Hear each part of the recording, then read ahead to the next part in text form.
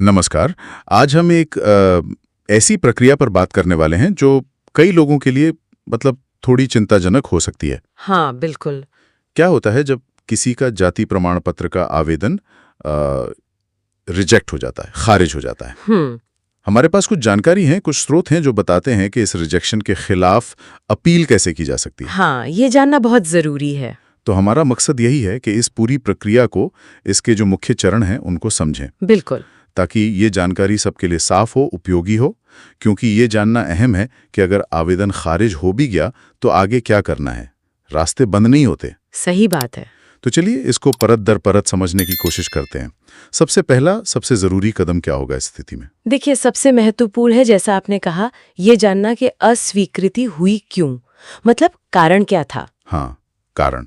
क्या डॉक्यूमेंट्स पूरे नहीं थे, या जो जानकारी दी गई उसमें कोई गड़बड़ी थी, या हो सकता है कि जिस जाति का दावा किया गया है उससे उस खास श्रेणी में शायद मान्यता ही प्राप्त ना हो। अच्छा। तो कारण समझे बिना अपील करना वो कारगर नहीं होगा। बिल्कुल, मतलब अंधेरे में तीर चलाने जैसा हो जाएगा। हाँ, बिल्कुल। अच्छा, तो कारण पता चल गया, मान लीजिए पता लग गया कि हाँ ये वजह थी, तो इसके बाद क्या सीधे अपील ही करनी होती है? नहीं, हमेशा नहीं। हमारे स्रोत ये बताते हैं कि कई बार आपत्तियों का निराकरण करने की कोशिश की जा सकती है। अच्छा। कैसे? मतलब? कभी-कभी ऐसा होता है कि गलती बहुत मामूली होती है, तो शायद संबंधित मजिस्ट्रेट या तहसील कार्यालय से मिलकर बात करके उन छोटी-मोटी गलतियों को सुधारा जा सकता है। ओह। और हो सकता है कि दोबारा आवेदन करने का मौका मिल जाए, सीधे अपील की जरूरत ना पड़े। अरे वाह, ये तो बहुत ही काम की जानकारी है कि मतलब एक और मौका मिल सकता है बिना लंबी प्रक्रिया में जाए। जी, बिल्कुल। लेकिन ठीक है, मान लेते हैं कि मामला ऐसा है जहां औपचारिक अपील करनी ही पड़ेगी, गलती बड़ी है या कोई और वजह है, तो फिर वो अपील किसके पास करनी होती है? कौन है वो अधिकारी? हाँ, यहीं पर फिर अपील अधिकारी की भूमिका आती है।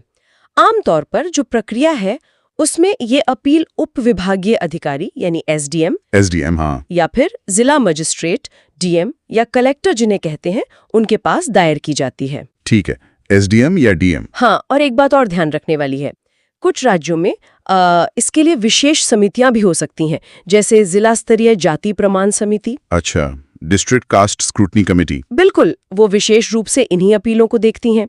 तो ये राज्य पर निर्भर कर सकता है थोड़ा। समझ गया। तो पहले पता करना होगा कि अपने राज्य में एसडीएम डीएम है या कोई खास समिति है। जी। और ये अपील दायर करने की प्रक्रिया क्या है? मतलब क्या कोई फॉर्म भरना होता है या बस एक चिट्ठी लिखनी होती है? हाँ, देखिए, प्रक्रिया काफी साफ है। पहला, एक स्पष्ट प्रार्थना पत्र लिखना होगा। उसमें साफ साफ बताना होगा कि आप किस निर्णय के खिलाफ अपील कर रहे हैं। ठीक है। दूसरा, जो आपका पुराना आवेदन था उसकी एक कॉपी लगानी होगी। साथ में जो अस्वीकृति का आदेश मिला है, मतलब रिजेक्शन ऑर्डर, उसकी कॉपी बहुत जरूरी है। हाँ, वो तो चाहिए ही होगा। और बाकी जितने भी जरूरी दस्तावेज आपके पास हैं, जो आपके दावे को मजबूत करते हैं, वो सब साथ लगाने होंगे। अच्छा। और सबसे जरूरी बात जिसका ध्यान रखना ही रखना है, समय सीमा। हाँ, समय सीमा कितने दिन? अक्सर ये समय सीमा 30 दिन होती है। जिस दिन आपको अस्वीकृति का आदेश मिला, उससे 30 दिन के अंदर आपको अपील दायर करनी होती है। सिर्फ 30 दिन? मतलब ज्यादा वक्त नहीं है? बिल्कुल नहीं, इसलिए फुर्ती दिखानी पड़ती है। तो ये 30 दिन का ध्यान रखना तो बहुत ही जरूरी है। अच्छा, मान लीजिए अपील दायर हो गई समय पर सारे कागजात के साथ, उसके बाद क्या होता है? उसके बाद जो भी अधिकारी या समिति है वो आपके जमा किए गए दस्तावेजों की दोबारा से जांच करती है।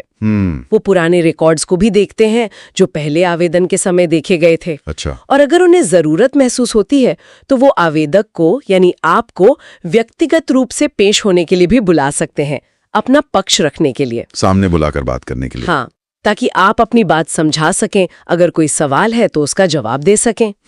अच्छी बात है कि दोबारा सुनवाई का एक तरह से मौका मिलता है। जी, ये प्रक्रिया यही सुनिश्चित करती है कि मामले पर ठीक से पुनर्विचार हो। इस पूरी प्रक्रिया को और साफ समझने के लिए क्या कोई उदाहरण है हमारे पास, जैसे किसी खास राज्य का? हाँ, जैसे उत्तर प्रदेश का उदाहरण दिया गया है स्रोतों में। अच्छा, यूपी में? हाँ, वहाँ बताया गया है कि अगर जाति प्रमाण पत्र का आवेदन अस्वीकार होता है तो अपील जिला मजिस्ट्रेट यानी डीएम या फिर वहाँ जो जिला जाति सत्यापन समिति है उसके पास की जा सकती है। तो वहाँ भी डीएम या समिति का विकल्प है। जी।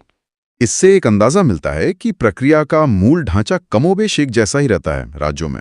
बस अधिकारी या समिति का नाम थोड़ा अलग हो सकता है। बिल्कुल। तो अगर हम पूरी बात को समेटें तो मुख्य कदम क्या हुए? हाँ, तो संक्षेप में पहला, अस्वीकृति का कारण पता करना। ठीक। दूसरा, देखना कि क्या कोई छोटी-मोटी गलती है जिसे शायद बिना अपील के सुधारा जा सके। हाँ, वो तहसील या मजिस्ट्रेट से मिलकर। हाँ, अगर वो संभव नहीं तो तीसरा कदम है सही अपील अधिकारी की पहचान करना, एसडीएम, डीएम या विशेष समिति। सही। और चौथा, समय सीमा के अंदर यानी अक्सर 30 दिन में सारे जरूरी दस्तावेजों के साथ औपचारिक अपील दायर करना। तो मतलब साफ है कि अगर आवेदन खारिज हो भी जाए जी। तो हिम्मत हारने की जरूरत नहीं है। बिल्कुल नहीं। प्रक्रिया पता हो तो सही कदम उठाया जा सकता है। ये जानकारी होना ही अपने आप में एक तरह की शक्ति है। बिल्कुल सही कहा आपने। प्रक्रिया का ज्ञान बहुत जरूरी है। और अंत में एक विचार करने वाली बात शायद ये हो सकती है हाँ। कि जब आप अपील करते हैं तो क्या सिर्फ वही पुराने दस्तावेज दोबारा जमा करना काफी है अपील को मजबूत बनाने के लिए? अच्छा सवाल है। या फिर आपको कुछ नए तरह के सहायक सबूत, कोई अतिरिक्त जानकारी जुटाने की जरूरत पड़ सकती है? खासकर उन मामलों में जहां शायद जाति की मान्यता को लेकर ही कोई सवाल हो। इस पर सोचना शायद अपील की तैयारी में मददगार हो सकता है। हाँ, ये सोचने वाली बात है कि अपील को और पुख्ता कैसे बनाया जाए। बहुत शुक्रिया।